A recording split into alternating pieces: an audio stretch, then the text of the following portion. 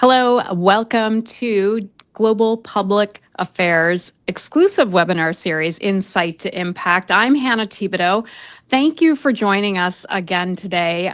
Lots going on in the world, and with reports swirling that Canada is in advanced discussions with the European Union on greater defense and security collaboration, we really thought it would be important to talk about the broader geopolitical realignment between the United States and the European Union and how Canada can actually fit into all this. So joining us today, we have DC-based defense and security experts, Spencer Boyer and Ambassador Philip Reeker, partners at DGA-Albright Stonebridge Group in Washington, who also have an exemplary careers in the United States diplomatic service. So first off, thank you for taking the time today. I really appreciate it. Delighted. Thank you. So yeah, thank you. So to our audience, welcome as well. Please put any questions you have in the side and we'll try to get to some of those. But of course, I have a whole list of questions because I am just so lucky to have the opportunity to pick both of your brains today. Mr. Boyer, let's get right into this because the hour goes by really fast. Let's start with you. Both of you were recently at the Munich Security Conference in February, which was really the first introduction of what we're seeing as the new international agenda for the United States. Maybe what were your key takeaways from that? Well, thank you. And it's really a pleasure to be here. I'll let my colleague, Phil Reeker, talk a little bit about a side event that we had at the Munich Security Conference, which I think talked about some very important issues relating to European security and other matters. But in terms of a broad takeaway I had was that Europe and much of the world came away, I think, quite frankly, disappointed about what our focus was. As many in the audience may have been following, the real focus of the conference in terms of public attention was the Vice President's speech, Vice President J.D. Vance's remarks, and Vice Presidents often come to the Munich Security Conference from the United States and give a vision about where we're going as an alliance, as well as sort of broader transatlantic security issues and how we view them, especially given that it is a gathering of some of the greatest security and defense folks in the world in the nonprofit, private, and public sectors. And Vice President Vance really decided to abandon that, to not talk about the big elephant in the room of Russia, Ukraine, not talk about traditional security issues, and again, where we are as an alliance, things that we need to do better on, where we've been, and focused on a lot of issues that many believed were domestic European matters, focusing on immigration, focusing on free speech within Europe, and quite frankly, chastising Europeans for falling short in these areas. I think many came away sort of scratching their heads on that. It appeared that the Vice President was focusing on some cultural wars issues and trying to give a bit of a lift to the far right, including his meeting with the co-chair of the AfD in Germany, the far right party there, right before critical elections. Again, not mentioning some of the broadest, biggest external security concerns that we have. I think there was also a real questioning of our approach to the world more broadly. I got a lot of comments and certainly saw in public events a lot of questions about us abandoning our public diplomacy and sort of soft power strength in pulling down USAID in the way we're doing that. There were a lot of questions about whether we really understand that European security equals US security. So I think there were a lot of more questions than answers in terms of how we approached the Munich Security Conference. Okay, Ambassador, we just heard that you were there as well. What was your take from it as well? Yeah, thank you, Hannah, again for hosting us. It's great to do these things, particularly with my partner, Spencer Boyer. We were in Munich together. It was, of course, just 4 weeks after the Trump 2.0, the second Trump administration had taken office, and there had not been much focus on Europe leading up to that. In fact, I had told a lot of clients and others that they should watch Munich to see how the administration was going to approach Europe generally, and we got it in spades. As Spencer said, Vice President's speech on the Friday night at Munich practically sent everyone home. It was a stunner. It told us that this really is an inflection point in history, alongside dates like 2001, 1989, 1945, in terms of the world order as we know it, particularly when it comes to security architecture, the Ukraine situation, Russia's full-scale war there, that President Putin initiated unprovoked, is very much front and center. And now just a few weeks later, 9 weeks later, hard to believe that we're only 9 weeks into the second Trump administration, we see these efforts at a ceasefire. And of course, President Trump had promised during his campaign that a ceasefire would be something he would bring about right away. He knew that wasn't going to happen on day one. There was a lot of distraction. Canadians know that very well, because right off the bat, there was this talk of Canada, 51st state, Panama, Greenland. This is very Trump. This is the way he works. He throws out statements, often in extremes. Then he relitigates them. He is a very unconventional leader, and his team, including Vice President Vance and Defense Secretary Hegseth and Secretary of State Rubio, are following in that path. As Spencer said, Europeans wondering what this means for them, the future of the alliance, of security, and realizing that they've got to take better control of their own situations and destinies. That includes, of course, trying to work to strengthen NATO. The president has not suggested, as he had in his first term, as much that he might pull out of NATO. In fact, in a couple of his meetings following the Munich Security Conference, he underscored a commitment to Article 5 of the NATO treaty. So it's a time of uncertainty, a question about trust and what it means. And with President Trump, you often get a bit of what you hear. Things that he's been doing and saying should not be a big surprise to many people, in that he campaigned on these issues. He campaigned on an issue of retribution, of revenge. He spoke about that openly, settling old scores, America first, very much transactional, and about deal making. And I think that's where we find ourselves now, with a lot of unknowns in the future. But out of these situations, there are also opportunities. There's so much to dig into there, everything from the 51st state to Ukraine to NATO. Let's just start with one of those questions. The 51st state, that wasn't something he campaigned on. And I just want to ask you both what your thoughts are on that. And Mr. Boyer, let's start with you on that. What do you think? Is he serious? Well, as Phil alluded to, sometimes it's hard to know what the president will follow through on. He will make statements about things, and he might change his mind, in short order. I think that is absolutely one of the things that not just Canada is concerned about, but many around the world, are the president's transactional approach, as well as his fixation on growing territory. And, obviously we see this not just with Canada being 51st state, we see it with regards to Greenland, we see it with regards to the Panama Canal, we see it with regards to Gaza. And I think that there is a belief that the president does see this as part of a legacy building process to expand territory, almost in a 19th century approach to great power competition. It's hard to know exactly where this all goes. Certainly, I think it is correct for countries to take things seriously, as he will continue to push on some of these buttons.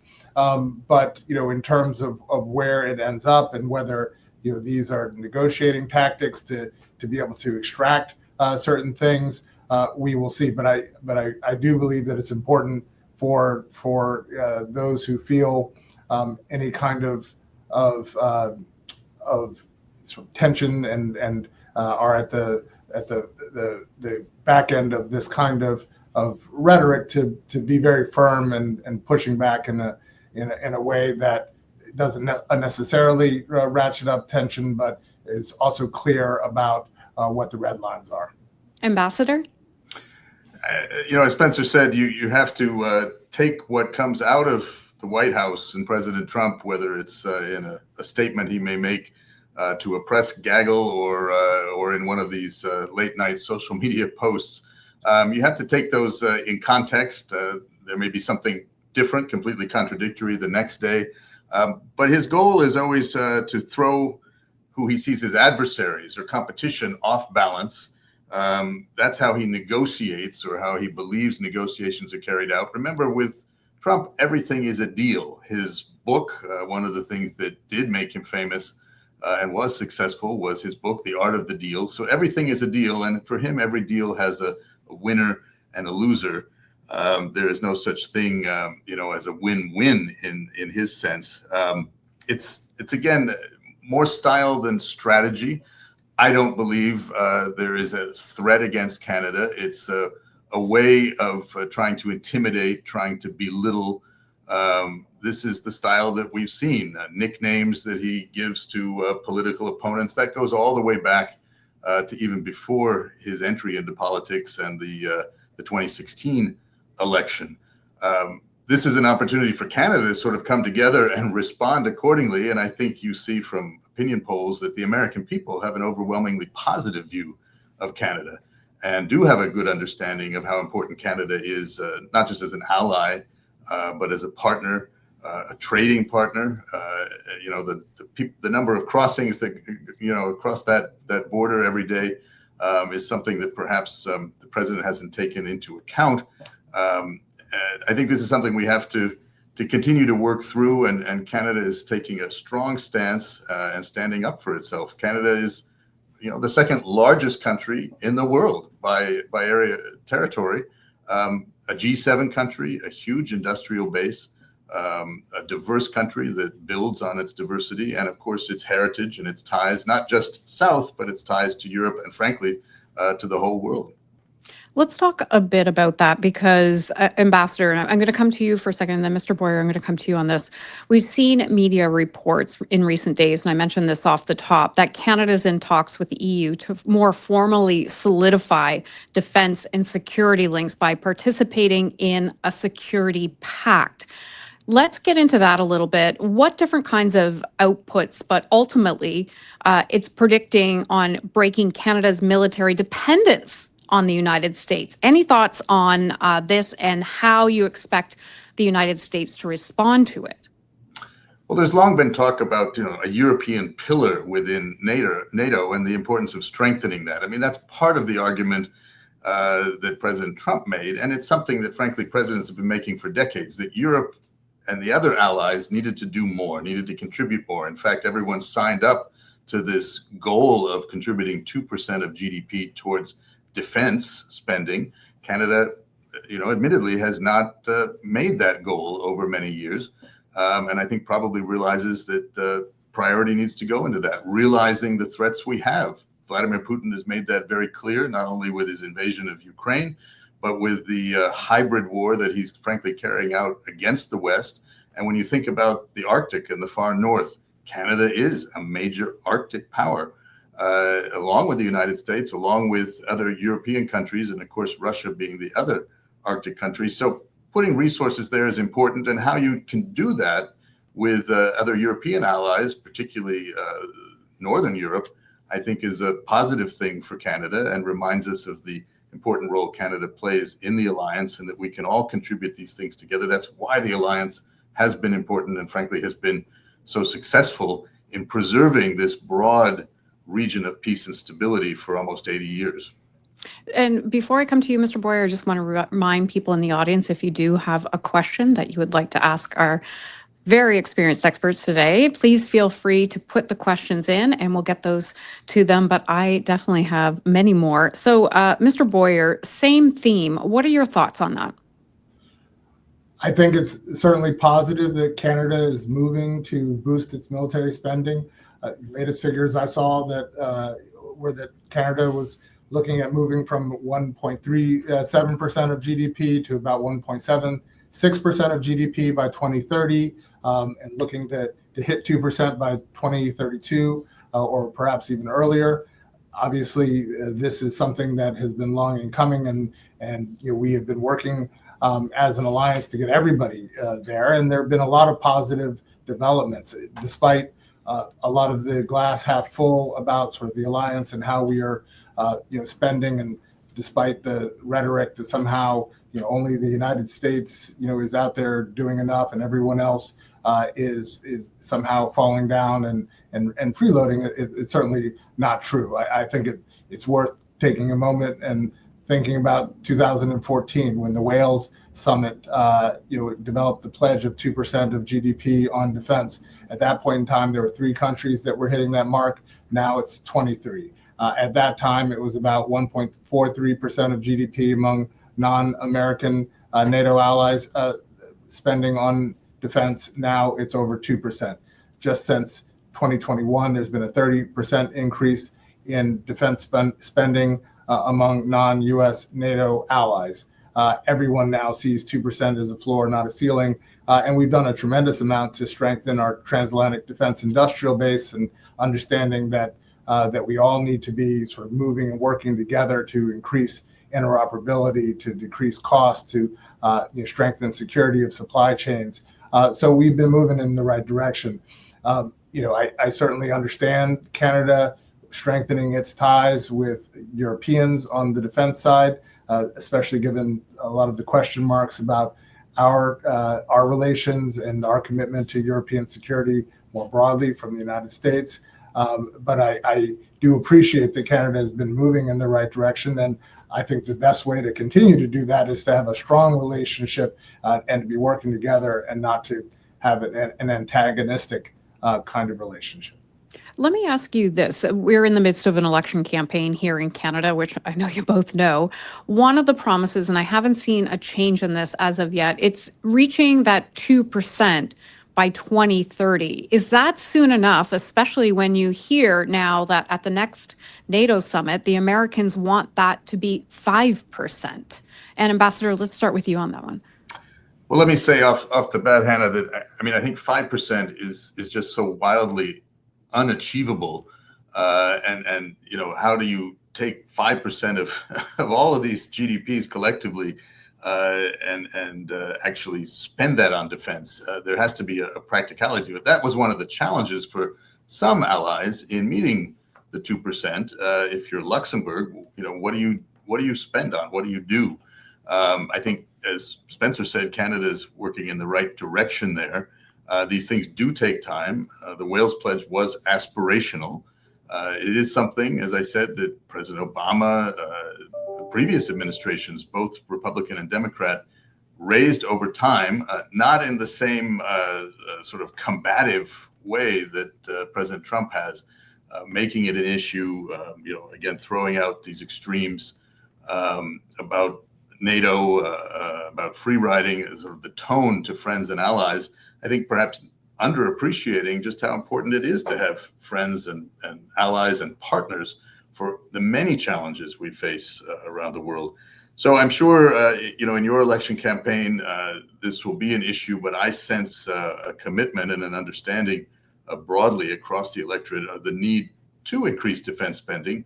Again, Vladimir Putin has thrown that out in spades. It's not your traditional defense threats necessarily, but it's those hybrid cyber and other threats, the sabotage that Putin and Russia are already engaging in against the West collectively.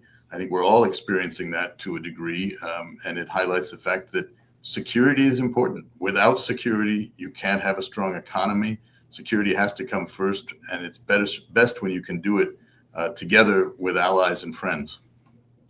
Mr. Boyer, let me ask you this. It's in the same vein, but one of Mark Carney, Liberal leader now, but Prime Minister in the capacity for 9 days, I think, he tasks our defense minister with reviewing our existing contract with purchasing F-35s from Lockheed Martin in the United States. How does that play out from an actual defense supply perspective, especially considering Canada's already behind in purchasing these? Well, first of all, I think it makes perfect sense for any incoming leader to do a review of the country's defense capabilities, who it is relying on as a foreign supplier, and to really just do that strategic assessment. That makes perfect sense. What I would say, though, is that the F-35 is a terrific aircraft. It is a multi-country platform. It's not just about the United States and Canada. It's something that many countries around the world are a part of, and with that comes, I think, a lot of advantages with the synergy that it creates, the interoperability, and I think it helps with a lot of maintaining a lot of training and sort of logistical challenges and keeping those in check. So certainly, as Canada is thinking about whether or not it wants to continue to try to purchase F-35s, and as of now, Canada is slated to get about 16 F-35s next year, and has planned on getting another 88 or so after that.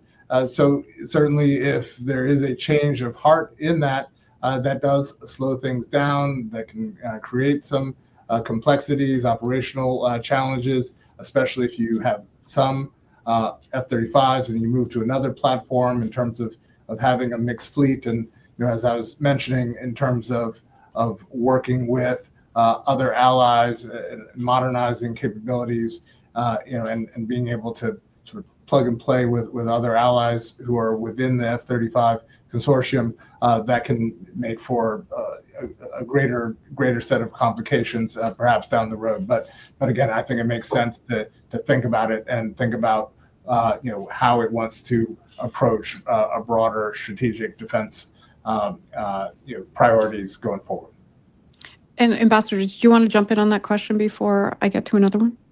I think Spencer's captured that well, and the F-35 is a very multinational platform, and this is in some ways represented sort of the future of how these major developments are going to be made. I think it will provide Canada and is providing Canada with a very solid fighter jet, an important part of defense. But with every new new generation, it's the responsibility of leaders of any country, Canada included, to review closely what is in their best interests and what the options are. I do think that as NATO members, part of the importance of the alliance is helping allies coordinate on acquisition and compatibility, and that's what we'll be seeing going forward. From, as I was mentioning, Prime Minister Carney, now Liberal leader Carney, has committed to 2% GDP by 2030. The Conservatives were waiting to hear what theirs might be if Pierre Poilievre becomes Prime Minister. What do you think additional action can be from Canada? What should we be considering when it comes to this? Mr. Boyer, I'll go with you first. Just coming back a little bit to just defense spending more broadly and what the aspirations are, I think it's important to understand why we're doing this. And as Phil was mentioning, a number of countries are looking to increase defense spending, and not just in terms of support for Ukraine and making sure that the alliance is strong against stated Russian aggression, but also other threats and challenges that we are facing in other domains as well. In the hybrid sphere, as Phil was noting, and I think that there has been some tremendous progress, even in just the last couple of weeks, with countries such as the UK and France, Germany, especially mentioning major increases in defense spending over the next few years. The European Union developing a white paper and having a plan to mobilize up to $800 billion in defense spending over the next 4 years, as well as potentially leveraging more debt-fueled defense spending that can get over $1 trillion, about $1.5 trillion over the coming years. And I think these are all things that show that we collectively understand what some of the threats are. And I think the thing that we have to figure out is how the U.S. is fitting into this picture. I think it had been very clear before the new administration came in that we understood that we were a part of this broader effort to strengthen the transatlantic security alliance, and why it was in everyone's interest. And continuing to work closely with Canada on what its goals are, and through the NATO defense planning process. In my job when I was at the Pentagon, working with Canada and others in terms of thinking about how to best position ourselves so that we had that terrific synergy and countries being able to focus on a range of capabilities that we could all use together as an alliance. And I'm hoping that as we go forward, we continue with that collective understanding that we are in this together, that there's no global challenge that we can face effectively without all of us working together. Ambassador, one of the big things before the election campaign began, we saw all of the leaders up there, including Prime Minister Mark Carney. He made an announcement that Canada will take on a greater sustained and year-round Canadian armed forces presence in the Arctic, an investment of nearly $420 million to protect our sovereignty across land, air, and sea, with an expansion of its northern and Arctic operations. He goes on to say this will be training exercises, the deployment of more personnel.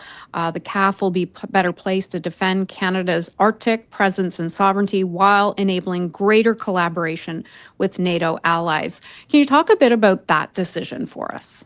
Well, I think it's a very wise decision. It's been talked about for a while, partially coming from the climate change situation, the retreat of ice caps, the ability to access the Arctic and the high north more easily, and the focus not just of Russia, which is always considered that area its own sphere of influence, but also of China, which is trying to claim itself as some sort of Arctic or near Arctic power.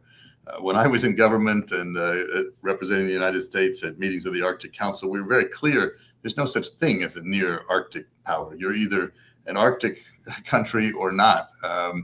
But China has tried to make inroads there. That's one of the issues that comes up with Greenland. Even Iceland was facing that. I think the decision to focus on the Arctic, to highlight that for Canada, was a wise and practical one, given your own borders and the Russian threats that we're aware of. And frankly, I think that's a positive. When President Trump says things like, we need Greenland for our security, this is an issue and we're going to get it. Again, I don't believe that Greenland is going to become part of the United States, but he's going to find a narrative to sort of show that he was able to get our security in shape by taking steps that will involve increased security in Greenland. Of course, the U.S. has had bases in Greenland since World War II. We had a much bigger presence there right up until the end of the Cold War, and then drew back. But there's focus again on what we have there, and it's been available to us from the Greenlanders and from Denmark.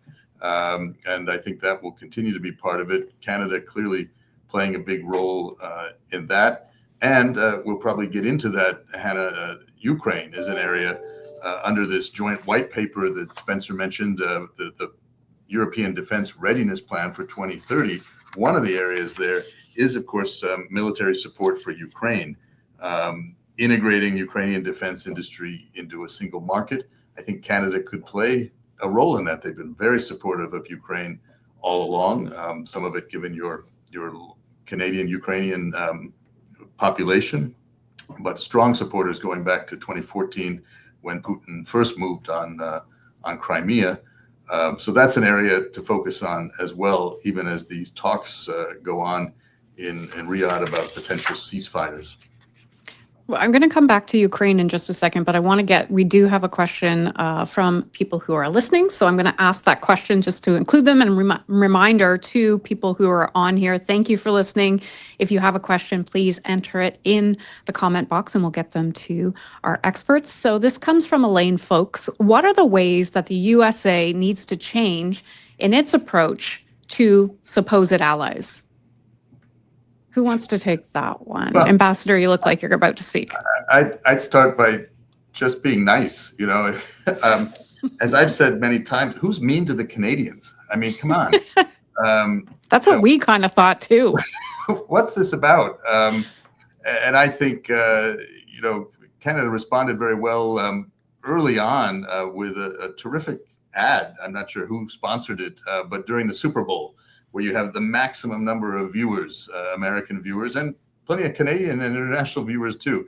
An ad that highlighted this long relationship and what it means in terms of economics, in terms of employment, quality of life, what we share between Canada and the United States in terms of history and heritage, values. So, I think we could go back to perhaps more traditional forms of diplomacy and engagement and encounter, instead of sort of the name calling that we see. That, of course, as I said, is designed to get headlines. It does, to dominate news cycles. It's like a reality show, and there are a variety of narratives and plot lines that come in and out, depending on ratings. And this is the way the first Trump administration functioned. This is the way it's happening now, and you'll see different phases in this reality show as they go on. What's the next phase of the reality show then? I think actually we're due soon for a China phase. We had the Western Hemisphere, including Canada, early on. Then we shifted. There was a Middle East focus. Remember, Gaza would be the next Riviera in the Mediterranean. Haven't heard about that for a while. The situation in Gaza and the ceasefire there having already broken down. Then we shifted to Europe, the Munich Security Conference, as we discussed at the beginning, and now the focus on trying to get a ceasefire in the Russia-Ukraine war. I think China is due soon for a series of episodes in this reality show. But like these reality shows, it can quickly shift depending what else is on the radar. And right now, as I'm sure you're following, this so-called signal gate about the internet chat is dominating the nonstop news here. We'll see where that goes and how President Trump and his administration feel they have to shift and throw out distractions and other things to try to move off that situation. Mr. Boyer, can I get you to comment on this too? And I want to give a shout out to someone who is a friend of all of ours, Chris Sands at the Wilson Center. He said we need to keep Canada out of Donald Trump's inbox. And it seems like that might be something. Just stay out of the reality show, as we heard from the ambassador too. So thank you, Chris Sands, as well.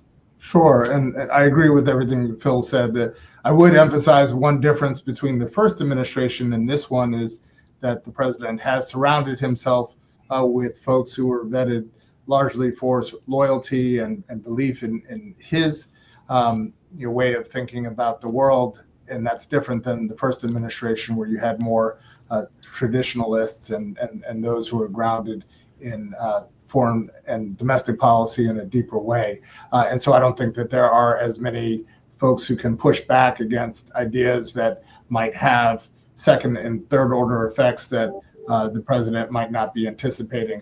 And while it is a reality show for sure, the president has often surprised people in following through on things that didn't seem to make a lot of sense for American interest. And so that is the reason that I was saying in the beginning that countries around the world who might feel somewhat threatened or anxious about certain proclamations that he's making or things that he says that he wants to do, they do have to take it seriously and push back and not sort of entertain certain ideas and think, oh well, let me give a certain thing in order to make him happy, because I think that can encourage more of the same behavior.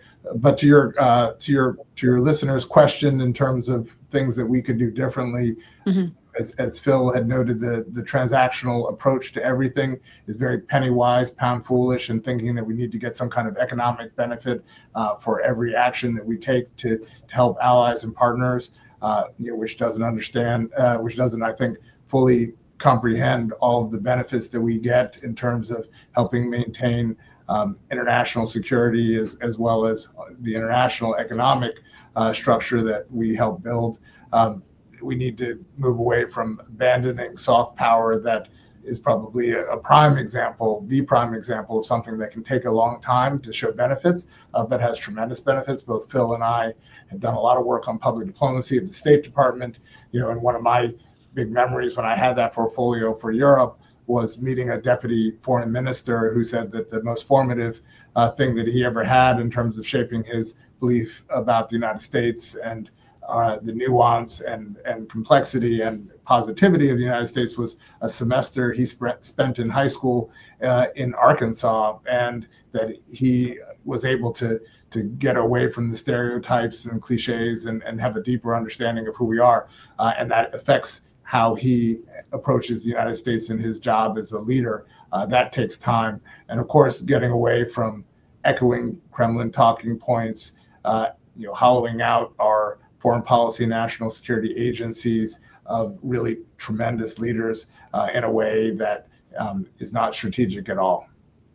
I want to follow up with a question on Signalgate. This is from Phil Cartwright, one of our colleagues. Great question. He says, thank you for the terrific discussion. Yes, of course, thank you for this. Related to Signalgate, as you put it, does the situation cast a shadow or not over how, when, why others outside of the United States, like Canada, share confidential information with the current administration? That's a great question. Thanks, Phil.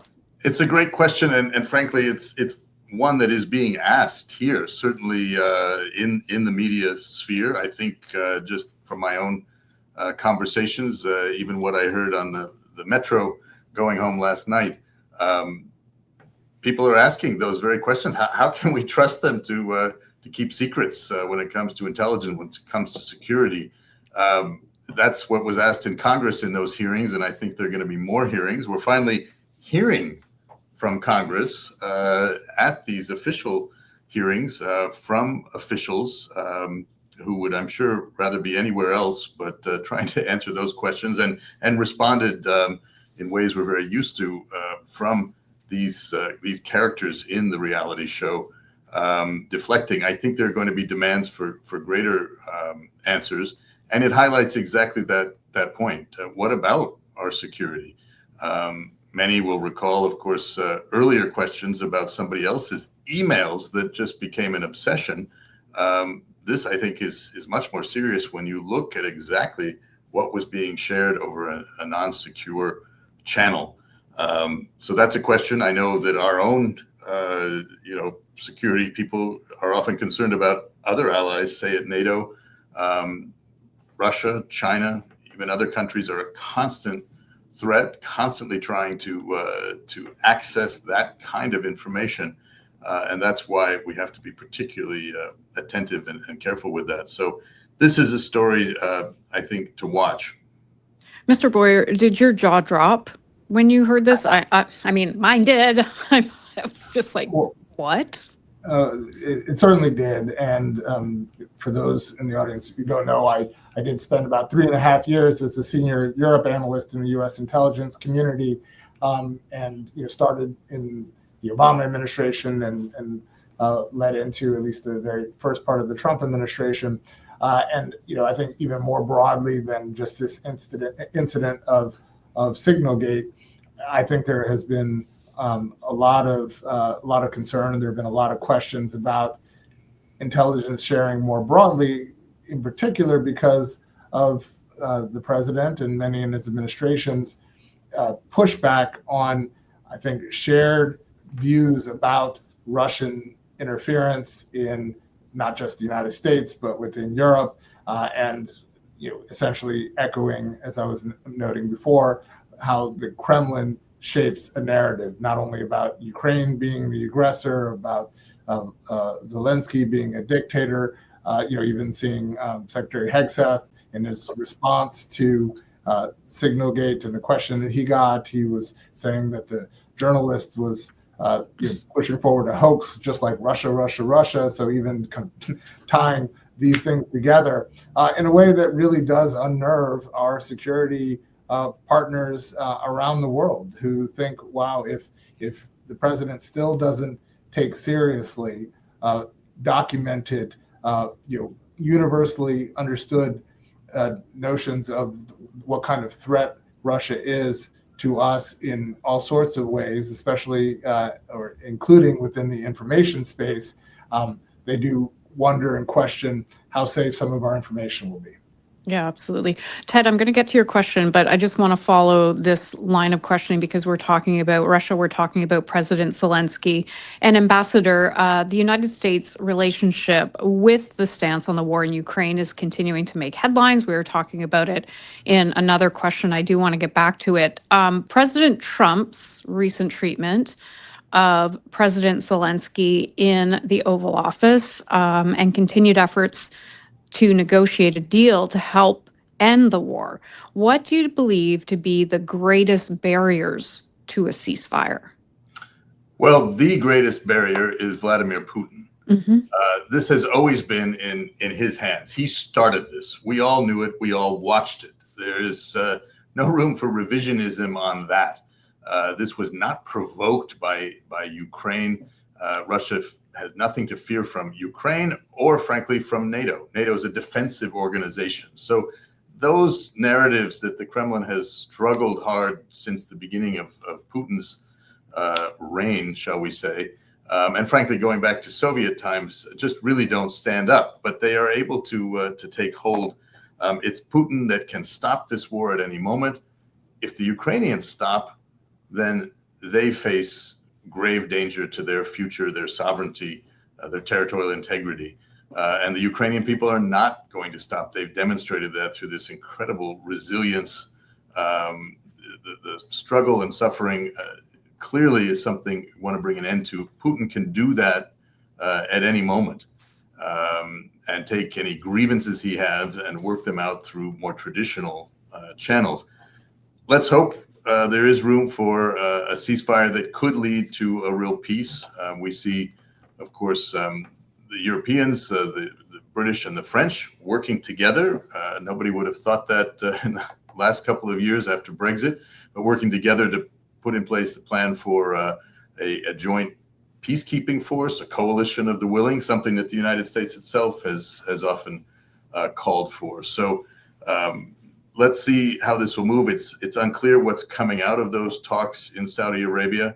I think what we saw in the Oval Office was, again, to go back to the reality show metaphor. It was the breakup episode, and it was the president himself, President Trump, who said, "This is great TV." That's what they were playing for. You had Vice President Vance adding right to that. And then, as one of my colleagues predicted soon after that breakup episode, which stunned the world, you had the makeup episode. You have a phone call. You have somebody interceding. Zelensky gets on the phone with Trump, and they seem to be moving in the right direction. You have announcements of deals, and now you have these talks. Again, comes back to the main point. Putin has got to decide if he's going to be part of this or not. Typically, the Russians will show maximalist positions right up until the moment when they don't. Let me ask a question. It's kind of in the vein of this discussion. It's from Dan Bolger. I'm not going to put it up because it's too long, but Russia did not make the opening statement of the ODNI testimony yesterday until page 5. And even then, it was characterized in relation to its advantage in the Ukraine war. There's a link to it there. How can this downplayed or muted representation persist while it continues its destruction of Ukrainian cities and continue this cyber war both across Ukraine and in other neighboring countries as well? Mr. Boyer, do you want to go after that one first, or do you want the ambassador to? Sure, I can take that. Sure. I mean, it comes back to my point that nothing that we've seen, unfortunately, from the administration recognizes Russia as a threat.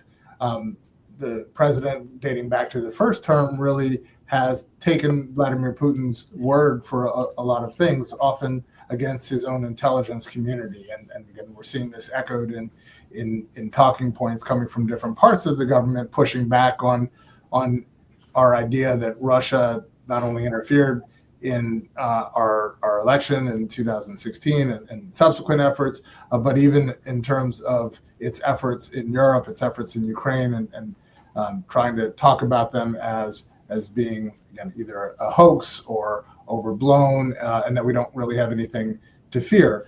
I think the fact that we began this whole process of peace negotiations with Russia, in Saudi Arabia, without Ukraine having been there in the beginning, when the motto has always been, since the beginning of this war, nothing about Ukraine without Ukraine. And not only was Ukraine not there, but also our closest allies and partners in Europe, who, by the way, have done as much or more in terms of support for Ukraine than the United States, if you count up all the different kinds of lethal and non-lethal assistance, training, support for refugees. And the fact that we seem to be focused on how to build our economic and political ties with Russia as really the cornerstone of these discussions really does seem to be putting the cart before the horse, when Russia has not pulled back from its stated intent of total state capture of Ukraine. The thought I've always had is that Russia basically has a motto of "marry me or I'll kill you" to Ukraine. It has not renounced that intention.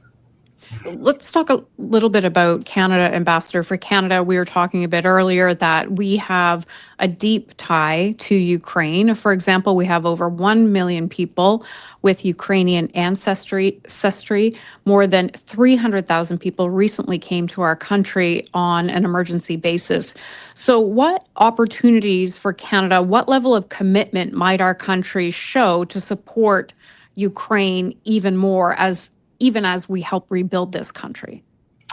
Well, I think first and foremost, we should underscore what Canada has done, and taking in refugees, taking in those who needed to escape Ukraine.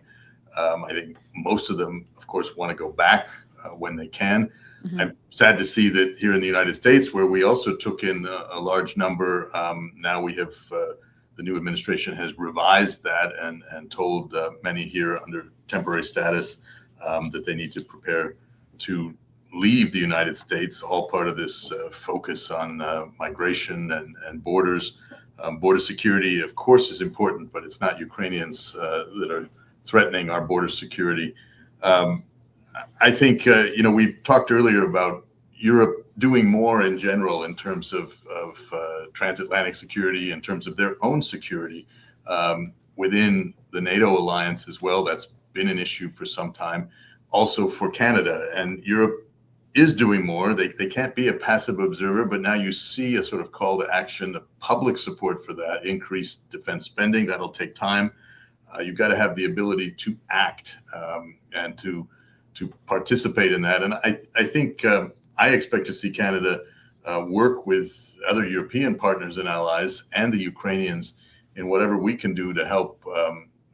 However this evolves, Ukraine not only survive as they've shown this incredible resilience, but also to thrive in a reconstruction of Ukraine. The economic opportunities, the needs will be great, but the opportunities will be there as well. And I think this is one of the things that in that sort of extreme statement that President Trump alludes to when he talks about deals and strategic minerals. It's not really about minerals. It's about opportunities, about business for the private sector too to participate in that. So, Canada's diplomacy, Canada's defense forces participating, planning, supporting efforts that may be necessary in any sort of ceasefire arrangement.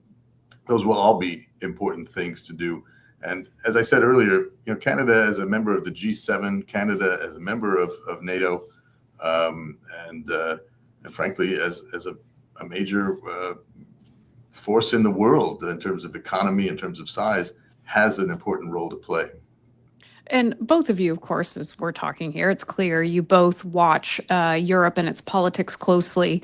And are there lessons on how the EU has engaged the United States that Canada could also use those tactics? Mr. Boyer, can I go to you first on that one? Sure. I think the biggest lesson that Canada can take from Europe and from the EU is to not be divided. And I think Phil was alluding to this earlier. Really coming together and in a kind of funny or ironic way. President Trump has brought Canada closer together, and obviously there are lots of different interests. My wife and children are also Canadian as well as American, so I spend a lot of time there. I have a lot of in-laws. I talk to folks, but I understand that it is an incredibly diverse country. But in these kinds of moments where I know the country is feeling under attack and feeling stressed, having a common front will be very important.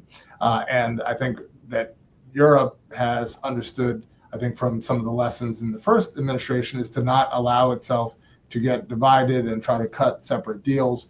The president doesn't like to deal in a sort of a collective way, whether through multilateral institutions or sort of diverse constituents. He likes to kind of have his own bilateral discussions, as that will give him maximum advantage. And so I think in many ways, the fact that Canada has come together and has had a united front despite political differences is important. The other thing I would say is that it is important to remember that even if those in Canada are viewing the president as being a bit of an adversary on a number of things, the American people are not an adversary. That we are a very complex and divided country as well. The election was determined by about 1.5%, with less than a majority of individuals, lots of non-participation, and millions and millions of people having very different views about what is happening here. And so having that nuance and understanding about the United States, and even if the president made it through our convoluted election system to become the president for a second term, it doesn't mean that there's any kind of monolithic view about what is happening. Ambassador, let me get you to respond to that as well. Well, taking up where Spencer left off, I think it's important in the biggest picture to remember that relations between countries, between societies, and among them are not based on a single administration or a government. We're far more complex than that. Of course, our economies, without the government, without discussion of tariffs, are incredibly intertwined, very important. In the transatlantic sense, we're talking about over $8 trillion in trade and investment. And of course, the largest trading partner being Canada, and along with Mexico, the whole North American bloc in that sense. But we share so much more culturally in terms of heritage, in many cases, obviously, language. Americans love to go to Canada. Americans love to go to Europe, and many have loved to come here, although I understand that many are reconsidering that now, just out of frustration and anger about what they're hearing, but also concerns about how they'll be treated. I think there are two forces really that are still in place to check some of the impulses of this administration. As you know, they have focused on loyalty. They've used this shock and awe to disrupt, some would say, destroy institutions and elements of the government. They've had sort of complete support from the Republicans in Congress, who remain absolutely quiet on just about everything. You have a Democratic Party that is still reeling. You have, therefore, full control of the executive, the legislative, a feeling that the judicial, right up to the Supreme Court, has handed the president some kind of free pass on activities. That's of concern, but behind that are still two factors, as I said: the stock market, which will respond, and is something that I think Donald Trump has always looked at and listened to, and public opinion. Polls right now, with exactly the caveats that Spencer said reflected in the election results, are relatively high for him, but still not over the 50% mark in terms of approval. Those polls could start falling. And it's true that in recent surveys by the Pew Charitable Trust, one of the institutions in which Americans had the overwhelming popularity was NATO.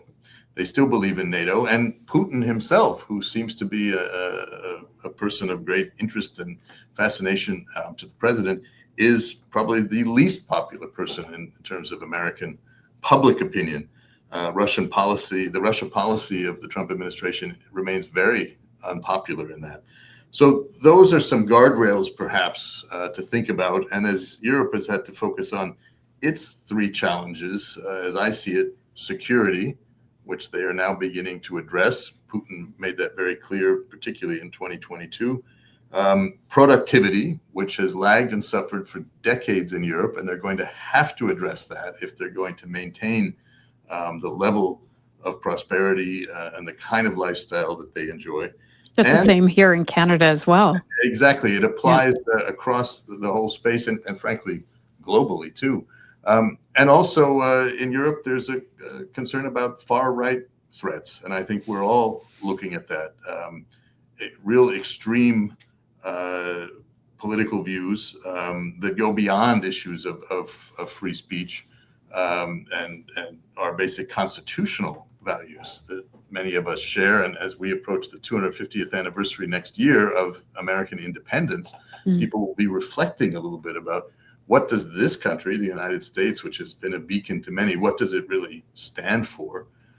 So I think there's a lot to happen there. Pendulums swing throughout history, and we've certainly seen a swing now in one direction. I think one can expect there'll be some correction, but there are always concerns about how long that will take, what damage is done while the pendulum is out in a more extreme territory. And those are the kinds of things I think many are thinking about here in the United States, certainly in Canada, and with our friends and allies across the Atlantic and Europe as well. Mr. Boyer, as we're wrapping up here, in light of the many issues we have talked about, the challenges regarding, everything we discussed today, in your view, what's the future of diplomacy? The pendulum swing is how I think of it a lot. What about yourself? I certainly view it that way. I think the future of diplomacy will depend a lot on whether the administration stops looking at things in a purely transactional deal of art of the deal kind of way, and kind of gets back to something that has never been a partisan issue.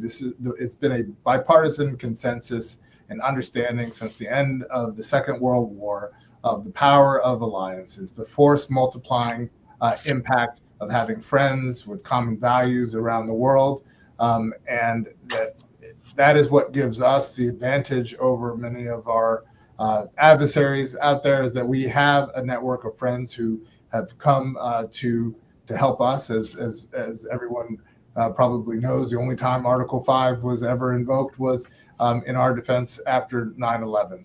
And we have so many efficiencies and costs and effectiveness when we're working together. So I hope we get back to that and understand that when we go it alone, when we make everything about are we getting something right now, some economic benefit for it, you lose out on so many advantages you have and aren't thinking longer term, and longer term American interest, I think, depend on us having these strong alliances. Believe it or not, that hour is gone. It just zipped right by. So I want to thank you both for your time in this very insightful discussion. Spencer Boyer, Ambassador Philip Reeker, thank you for your discussion and your insights into all of the issues we talked about today. Thank you, Hannah. Thank you so much. Thank you. We appreciate it here at Global Public Affairs. And of course, we have experts right across this country in many offices and in different levels of government. So if you have any questions, please reach out. We're going to show you that on the screen on how to reach us at Global Public Affairs. Thank you for tuning in today. And we'll let you know when our next exclusive webinar, Insight to Impact, will be back. Thank you kindly.